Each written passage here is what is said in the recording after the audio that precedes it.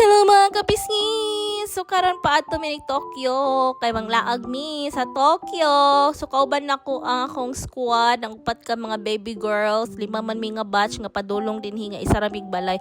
So karon gabi mi nang gikan kay kanang gikan pa man mig trabaho, nya man ang trabaho nag-ilis dayon mi. So nang lupad dayon mi og Nagoya station kay dito man mi na kay Shinkansen bayot. Ang ilang Shinkansen mura jud round trip gikag Manila to Davao. So wala tayong choice kay tungod if magbus mi 8 hours niya kanang Shinkansen 1 hour kapin lang man para maabot og Tokyo. So mao to guys, ning baba mi dinhi sa Tokyo Station, abot mig mga 10 siguro to.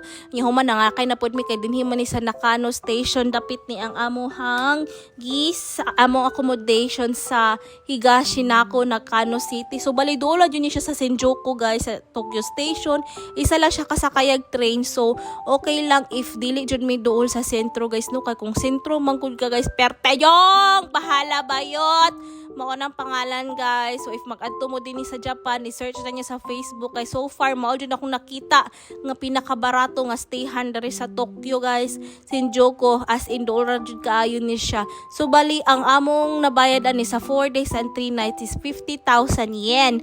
So bali ang per head na mo is 10,000 yen. Kung i-0.37 na to, 37 na siya per heads for 3 nights. So for me lang baraton mo na jud akong pinakabarato kita guys, wala jud koy mabuhat.